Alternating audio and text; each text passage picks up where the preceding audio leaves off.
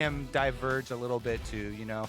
The Zillion then obviously will pop up into your head as well. Yeah, all right. So Jinx locked in. Nobody's surprised about that one. Caitlyn evaded bans this time around. So in lieu of something like the Aphelios, which we see so often into Jinx, it's going to be Caitlyn this time around. We'll see if TL want to go ahead and pick up a support to go with that one. Remember, Thresh, that is so commonly picked in the Jinx and Aphelios matchups, is still up and available. Caitlyn doesn't need that protection as much as those two completely immobile champions do, but she also pairs really well with Lux for an incredibly powerful and oppressive lane. Yeah, it's always Lux Caitlyn here immediately when you think for the hard pushing into trap, binding into trap combination for Team Liquid. And since they've got Eyla back in, this is a very straightforward bottom lane to play. I do have some misgivings about the scaling now for Caitlyn. Ooh, misgivings. Yeah, the attack damage per level was also taken down to this champion, so the team fights towards the mid and late stages are definitely going to be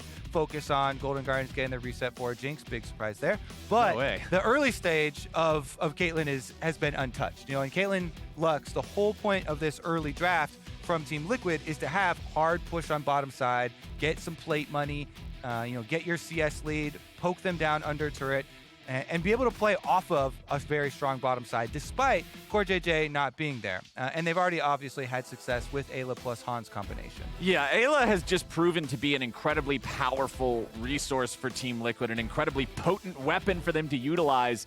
It's not normal for you to be able to take a guy who many people always consider to be one of, if not the top player in the league, sub him out and have the sub impress everyone as much as Eyla has. If you're going to be playing the bottom side, Flowers, now you also have a Twisted Fate to further accentuate the strengths of Caitlyn Lux.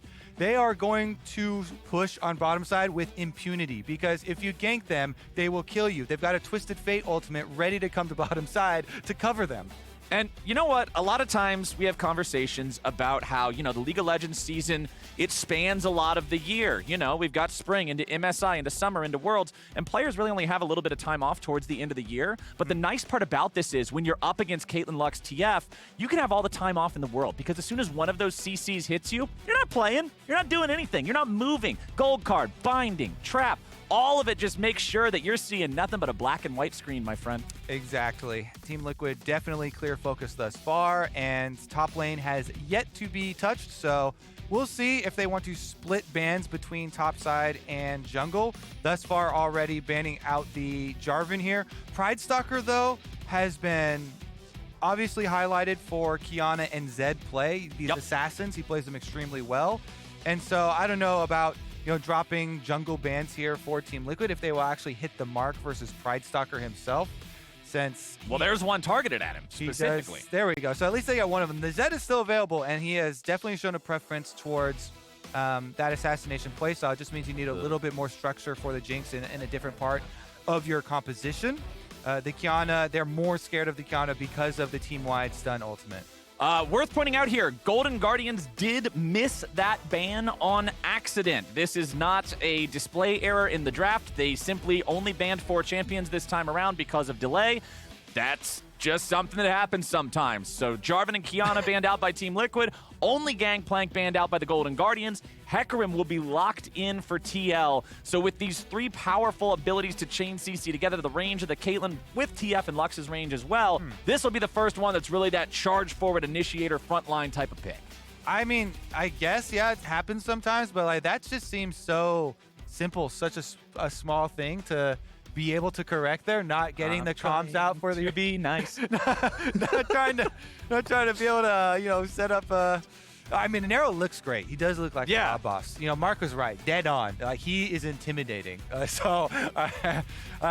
Regardless, without that ban, it's not going to hurt him too much. We'd better see a Nero in Grand Theft Auto 6. That's all I'm saying. That's all I'm saying. They still have 2 really good blinds here. You know, as we were talking about dropping some bans here into the jungle pool, it doesn't really hurt Pridestalker at all. He's still able to pick up the Xin. Pretty much universal jungle champion. And this is a very, very, very, very standard champ select for Golden Guardians.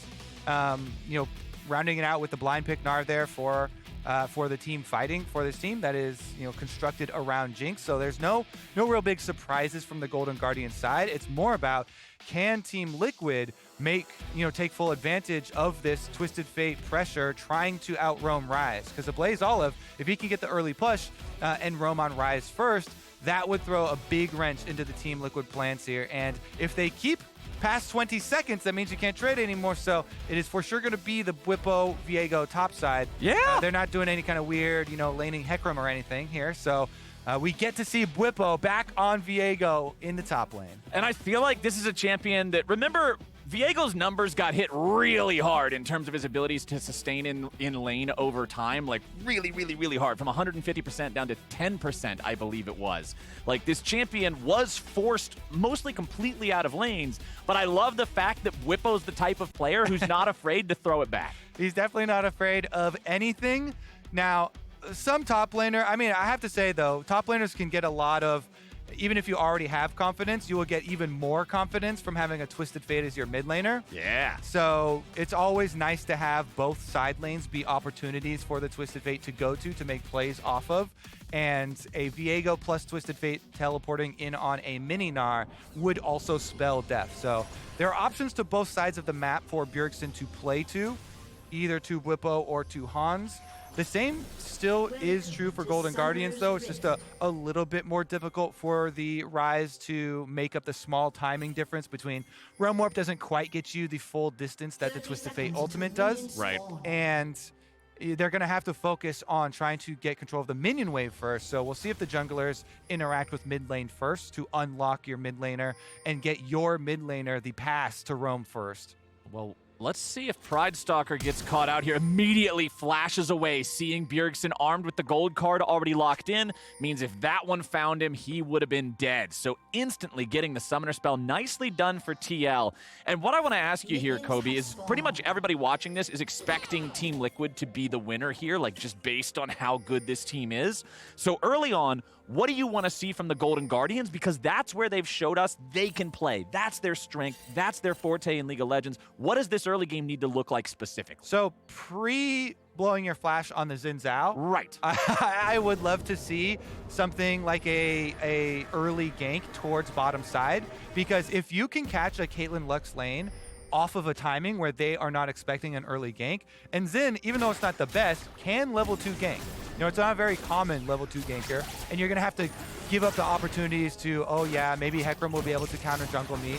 But if you can upset a Caitlyn Lux lane early on with some timings and disrupt their hard pushing and disrupt the momentum of this bottom side, that can be one way where, Golden Guardians can upset those predictions you're talking about and try and upset a team perceived to be much better than them by literally everyone. Team Liquid at the very top of the standings. Right. And having a lot of control. But since Xin got his flash blown, that becomes very punishable. Not only do you leave your camps on the top side exposed, but you yourself would be exposed to a turnaround gank. Olleh bows a flash himself, though. But now the counterattack, the counter flash, the damage in the CC chain. It'll be a 1-for-1. Lost gets excited with the kill on the enemy support, but Hans Sama's the one with the HP advantage, so Lost can go no further. Bottom lane is bloody 2.5 minutes into the game. Yeah, that alarm is going off. Junglers gank bottom now. The supports are so vulnerable. Hans Sama's also double summoner spells blown in that as well, so as we were talking it up, and we were talking up ganking bottom lane early, you can still gank bottom lane a little later. Now they have no summoner, so both junglers will be looking for vision control around bottom side to try and find ways to gank. Olleh here with the flash onto Hans. He forces out the flash here as well with his death sentence. Hans flashes up the lane. Eyla punishes instantly, though. That's what you like to see for, the sub for Core JJ coming back in. They have not lost the killer instinct. So he goes for the punish. It does end up with a 1-for-1 trade, and him giving his life back as well. So it's not like a trade up, but it does mean now there are no summer spells on the Thresh for bottom side, in addition to the, both Team Liquid members, and either of them could be taken advantage of. My favorite thing in that whole play is the fact that Olleh flashed in for the flay, knowing that Flay plus the Thresh-empowered auto attack on the minion kills that minion, which is the one that gives him level 2. Notice how he jumps in, flays, turns around, and then immediately hit the minion. That's the kind of support play and recognition of his surroundings that I love to see. Now he's going to find a death sentence, flayed right back into some flame chompers. Lost got to be a little bit careful here. The damage goes out. Lost gets excited, and Olleh sets it up again. Olleh, Olleh, Olleh, Olleh. He's back at it, Flowers. Oh my goodness. We don't need junglers to punish actually flashes. We just need Olleh. Turns out Olleh just gets right back in it. This one really really nice from him as well. I mean, the level 2 power spikes has been talked to death, you know, with everybody trying to look for that last bit of experience. But again, you can always catch people off guard with it. You can still, to this day, catch people off guard with it. And I like your kudos to him there, you know, going for the surprise burst damage on the minion to level it up and get there. And then having the confidence to go right back at Hansama and Eyla and force the consecutive play here means that even without jungle pressure, they put a stop to the Caitlyn Lux early game plan of hard pushing and getting a CS lead early. So big props to the Golden Guardians bottom lane. As a duo, this duo has actually been a very significant part of this team's early game leads. I'm loving it, man. I mean, Caitlyn Lux wins by hitting you with the power of their range. Any sort of random spells that happen to hit you, the lane's going to become more and more difficult. So Olleh is just saying, all right, well, it becomes more difficult the longer we're here. Let's not be here for a long time. Let's make this a quick affair. And that's what's happening. I love to see these types of lanes, which are normally bullied, threatened by the potential of the all-in, and skill-checked by Olleh's accuracy with these skill shots, with these flays and death sentences. Yeah. Pridestalker's down here now. You can also see Santorin is in the bottom half of the map. He's currently going for a recall. I think Pridestalker doesn't really expect there to be a whole lot here. He's just making sure that they can get this wave shoved up without any interference coming out from Santorin. That will be the case. Olleh can pick up the cannon minion. Pridestalker goes over to the Drake, and with the bottom wave shoved up and the enemy jungler all the way back in base, this should be a Drake for the Golden Guardians.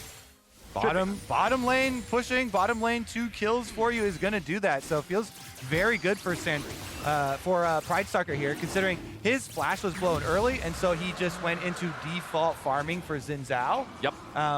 Which is, you know, not the kind of ideal scenario, obviously, but Lost and Olleh making plays on the bottom side, open them up with Dragon Control, and he's cruising here as far as the build. You love being able to get the pickaxe from your early purchase, because it is so much nicer to go along that side of the build tree and be able to get your whip, which helps out Zin's clear so much. Mid lane, just a little bit of trading here. Not going to turn into anything, though. And speaking of clear speed, Santorin going for the Ionian Boots of Lucidity first, buffing up his own clear speed in a bit of a different way, not focusing on how fast you clear the camps, but on how fast you move in between them. Still makes a difference, still very effective, especially for Hecarim, who does get damage from move speed anyway, but Santorin being extra fast means those ganks are extra scary. Yes, the general rule is, if you're playing a jungler that goes for a Cinderhulk style first item for your Mythic, then you definitely want to upgrade your tier 2 boots first. And generally, you want them to be these Lucidity boots. Just like you're talking about, you know, the cooldown reduction and the move speed both help out your clear. But if you are attack damage jungler, then you want attack damage so that both your ganks are more powerful, more threatening to be able to get your kills. And it's actually a much greater increase for you. So there's the whip we were talking about for Xin. Yep. And he also is able to pick up the Ruby Crystal offload for his back. So Pridestalker will get level 6 off this. Yes, and even takes the blue for himself. So level 6s for both junglers. Now they are very ready, you know, to play off one of these lanes. Licorice is playing it quite nice on the Gnar, though, staying safe while mini form. He knows that in this matchup, especially versus double AD top with Hecarim plus Viego, he's got to rush his steel caps. That means you are very vulnerable to CC because you don't have Merc Treads for a Twisted Fate teleporting on top of your head. So he's doing a good job CSing while staying safe, not really exposing himself to that play. And it is up to the early push here towards mid lane. If you get control of those mid lane minions, that's going to set you up here for the neutrals. And off the support recall, it's going to be a force on Herald for Golden Guardian. So Bwipo knows that he has got to play safe. He is now on the weak side because his team is committing to bottom push. If you look at the minimap, it's always very clear here. and the Lux plus Caitlyn are going to try and hard push, get to this turret plate, but you only had to have a half commitment from Jinx Thresh, so Lost and Olleh are back here to receive the wave, and just by hovering up into the Fog of War, they were able to bluff enough to allow the full pickup there of the Rift Herald. There was a chunk onto Bwipo, and it's a nice leveraging of the early advantage here by Golden Guardians to once again set themselves up for success. So first early Dragon, first Rift Herald. This is a story that has been true for so many Golden Guardians games. Golden Guardians just have to be able to complete the rest of the game after the early phases. They've got this early stuff down. Bwipo again running away as Licorice lands a little bit of damage there with a boomerang. But I really want to see what they're able to get with this Herald too. Are we just going to see 2 plates and then dip? Or are we going to get a more cohesive play with the entire team grouping up, trying to find success on a full turret push? Because the mid laners are both roaming mid laners, I expect there to be a more explosive attempt at a pick on a side lane into a Rift Herald play. In these situations, obviously we've been talking a lot about trying to push in the mid wave first, so that you can try and make your play on the other side of the map, but it's going to be a jungle plus mid lane play to either top or bottom side, whichever one they feel like they can get better positioning on. And then if you successfully pull that play off and you get the kill, then you can get the whole turret, and really snowball and get a lot more out of that Rift Herald. So Golden Guardians is going to be looking for that one. Unfortunately for them, everybody on Team Liquid has their cooldowns back. Everybody has flashes, so they are not the easiest of targets to pull that play off against. Worth mentioning here, first mythic of the game completed by Lost, the Gale Force. Those 2 kills in the bottom lane, both going over to the Jinx, being very helpful for getting this online more quickly, and especially since Gale Force isn't just one of those items that's a ball of stats, it has a very powerful active. This could be a big difference maker whenever we do get one of those big fights. Oh yeah, we're hoping for it, the big play. I know a lot of Jinxes will default to Kraken Slayer because she gets so much DPS, obviously focusing so much on the auto attacks and resetting for later. But ball of stats. Man, the plays are just so fun with Gale Force. So especially for the Jinxes, I always applaud when they opt for this strategy just because it's funner to watch, This is a much better viewer item. I agree. It's like, I'm not inherently wanting to say that like ball of stats items are bad. Most items are that, but Gale Force just adds that extra pizzazz. Yeah. Plus, it's also always beneficial to take versus Twisted Fate because you're going to be under pressure of teleport ganks, and so another dash, more mobility to get out of either Lux Bindings or a Twisted Fate is teleporting on top of your head is going to give you that dual purpose. You can either make the exciting play that we're looking for or save it for defensive purposes to make sure Twisted Fate plus Lux does not kill you. Making the exciting plays your team is looking for when their hyper carry isn't dead. He lived! Exciting! Yeah, exactly. Anyway, what else is exciting is the fact that Golden Guardians have now got their second Drake of the game. Both of those going to them before the 12-minute mark. Now, we only have about 1 minute left on the Rift Herald. Pridestalker is going to have to figure out where he wants to drop this. It doesn't look like the Golden Guardians are all grouped up to make that big push like you were talking about, so I'm expecting them to just go for the 2 plates and then be gone sort of play, but they do need to use this here very soon. Yep, 2 minutes on the clock, ticking away here, not too much pressure. Again, AblazeOlive gets the early push in mid. You see him kind of hover up the river right now on minimap, trying to find an opening, but neither top laner has exposed himself, or I believe even blown flash in this game. And it continues to be the grind here. As bottom side, I think for Golden Guardians was the biggest story of the game. Them getting those back-to-back Olleh plays changed how this early game is supposed to look, from this side for them. And now this is the play we were hoping for, Flowers. It's a bottom side jungle plus mid lane coming down. They don't get a pick first, but they can still brute force it. Well, here goes Shelly. Get in there, Shelly. Hit him with your head. All right, that's about all we get. 2 plates. Yeah, cash in. Pretty good regardless, being able to get the gold in the right place. And they bring Ryze down for good measure just because they know Bjergsen could easily pop Twisted Fate ultimate. Yep. What you give up for that, as you can see now on screen, is mid lane control for once. And Bjergsen, he's actually recalling now. They aren't going for the pickoff play on top side. This is the play that they gained buy that trade for Ablaze going bottom and having to pick up the wave second. Now that they've kind of reset it, the wave crashing into top side, it's just a fight over the jungle camp. Santorin gets that one. Oh, Santorin steals away the Gromp, but now they're looking for the fight itself. Pridestalker's in the middle of everybody, trying to stay alive with the ulti, but Team Liquid's able to pile in. Bwipo's being focused, but Licorice is being focused harder. Team Liquid has already found themselves a couple of kills. Can they get one more?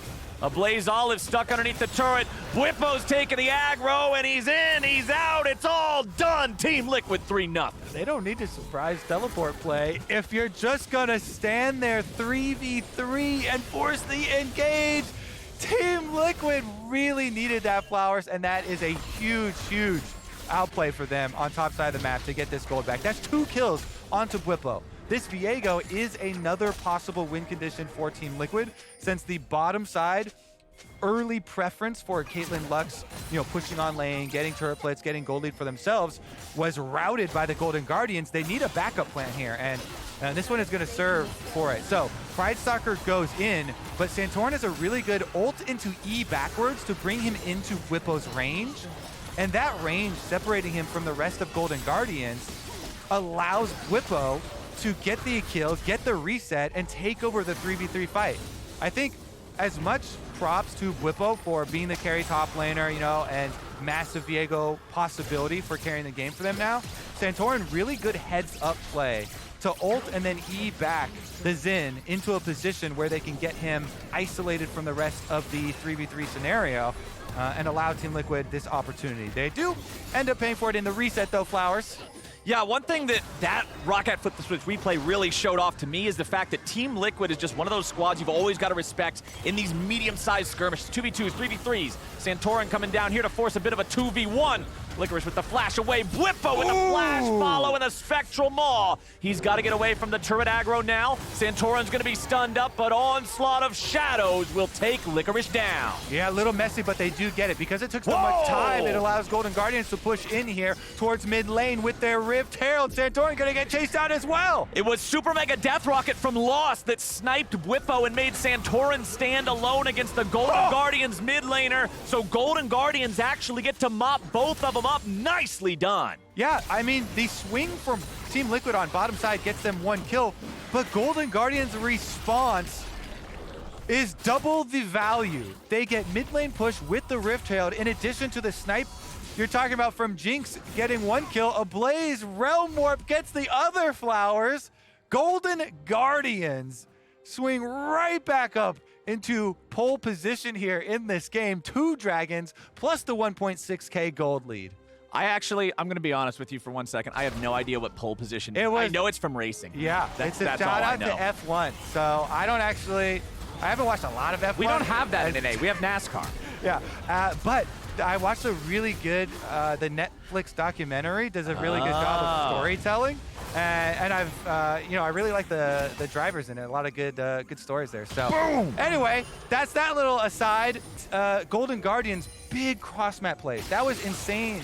The accuracy there to get the snipe into the Realm Warp timing to pick up not one, but both of the kills that were sacrificed in the dive attempt on Licorice. And Licorice made them expend everything there. Really good job by Licorice buying the time and forcing them to go super deep on their tower dive. So well done here by the Golden Guardians. That is 3 dragons to their names. They are at Soul Point and they are at Jinx comp here, with the Jinx having a massive early lead, Flowers. This is giant for the Golden Guardians to start off super weak with a magnificent lead over the rank 1 team. Now, this is what I'm looking at, though, because this is where time and time again, the Golden Guardians start to slip. This is where they lose control of the game. No, I'm not trying to curse it. I am being honest, damn it. So the question that I want to pose to you, knowing their history, knowing how these games have gone before, what do the next 5 minutes, what do the next 10 minutes need to look like? Bwipo's going to maybe get slammed into the wall, but now he gets away. Rampage coming out for loss, but it'll be 1-for-1. Pridestalker wants to get out. Bok's going to get dropped. Bwipo's nearly killed, down to 100 HP. Golden Guardians, they get the tier 2. They back away from this one. Bjergsen still chasing. Flame Chomper's arm up. TL won't find anything else. So I will say this.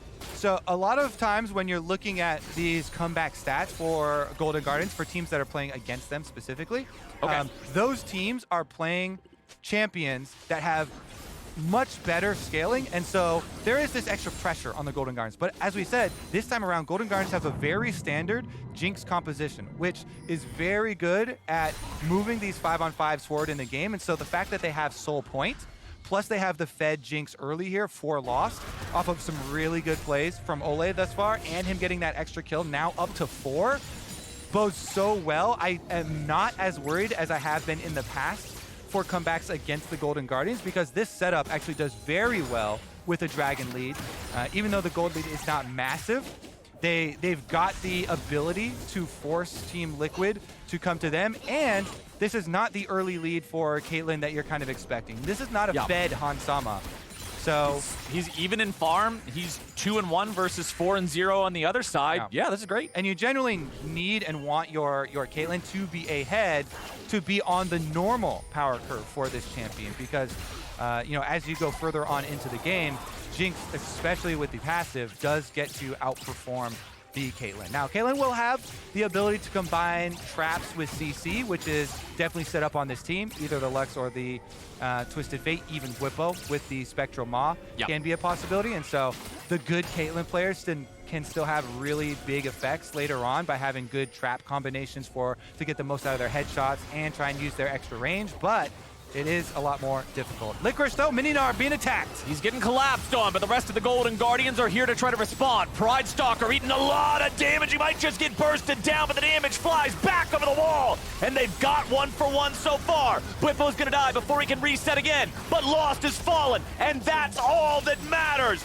The Golden Guardians drop the ball, and it's Team Liquid picking up the fumble. Bjergsen flashes back away as AblazeOlive is here in a 1v3. He'll do his best to try to win it. Hansama wants to get away, but a beautiful bounce for the kill. The fumble don't matter. AblazeOlive just smears him into the ground. AblazeOlive with the 1v3. A true 1v3 in the aftermath here. Flux Q bouncing back to hit both carries.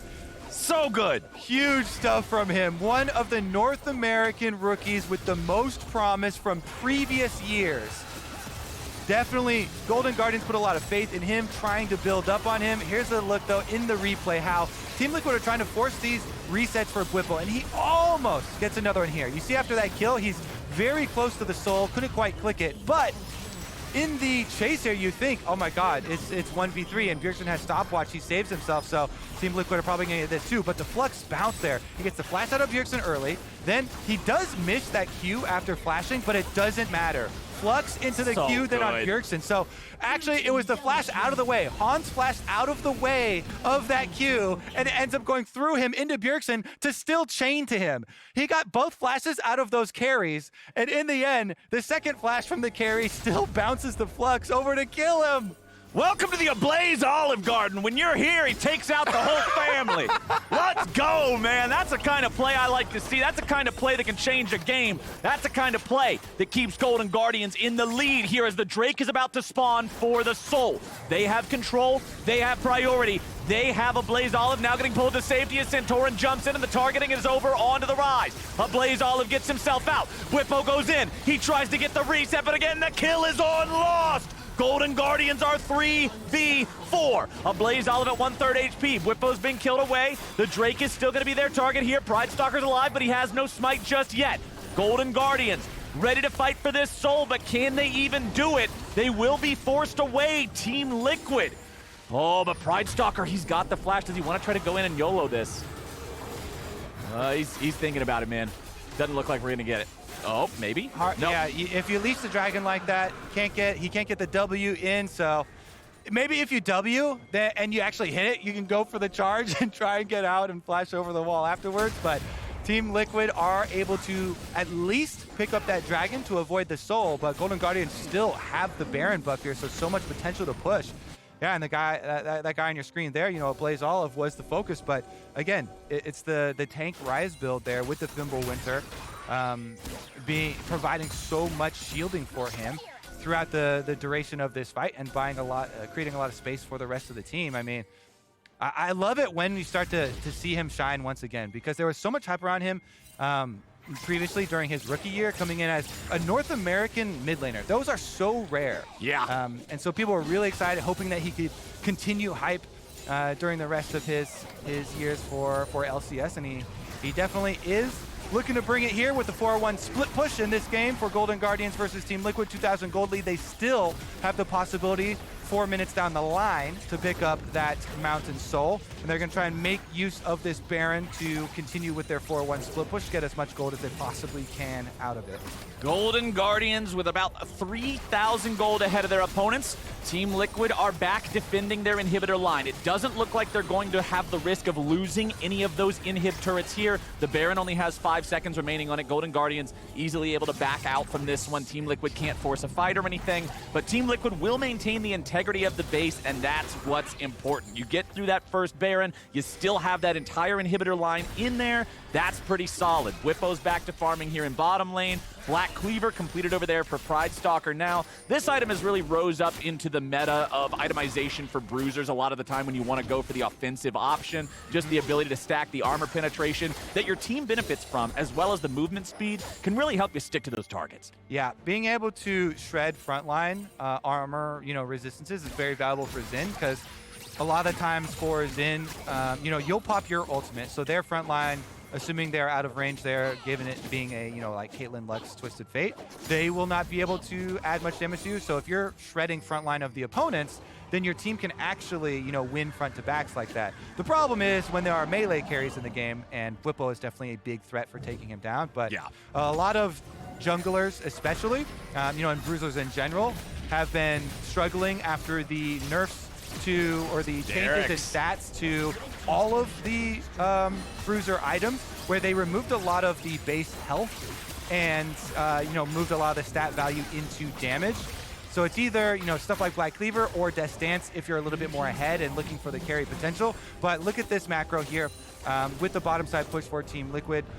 Being able to at least push the wave while they're trying to hold off the siege from the Golden Guardians. Again, Golden Guardians don't want to risk too much before the next dragon. They get a huge value out of trying to set up first for, this Mountain Soul, obviously. So they're just going to push on top side, clean this red quadrant of the jungle, and they have plenty of time to reset first and then go move in to get their deeper vision first. So let's take stock of where everything is with this upcoming fight here in about 90 seconds. We've got stopwatches for both Lost and Licorice on the side of the Golden Guardians. Quicksilver Sash for AblazeOlive after completing that core of Everfrost, Fimbulwinter, and Frozen Heart. Over on the other side, Bjergsen is full build Twisted Fate. Everfrost, Zhonya's Rapid Fire Cannon. These are the 3 items that just make this champion so effective at what he does. You were talking about Bwipo being a melee carry. He's got Sunderer, he's got Bork. If he gets on top of a valuable target, he does a ton of damage, but he is very vulnerable if he goes in at the wrong time. If he's focused down, that can spell a disaster. Looking at summoner spells, all the flashes are up for the Golden Guardians, everything except for the teleport of AblazeOlive. Team Liquid has everything except Bwipo's flash, but it should be ready to go in time for that fight. Yeah, and I like Bjergsen switching to the exhaust with the summoner spellbook here for this fight.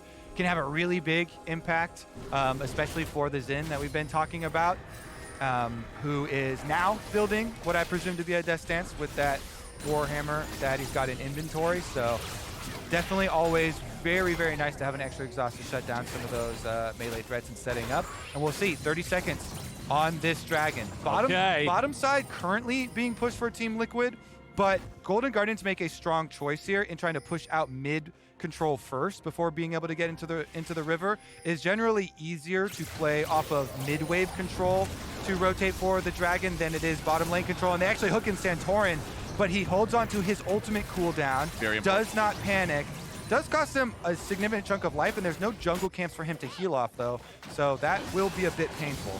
And it looks like Team Liquid is in no position to try to challenge for this. Golden Guardians will take an uncontested Mountain Soul just about 28 minutes into the game.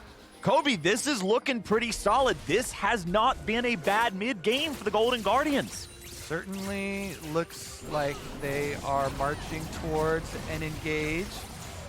Honestly, Golden Guardians here now can just pull off their reset to get some more control wards. They just invested in the dragon area, even with the meager the meager coverage that they have.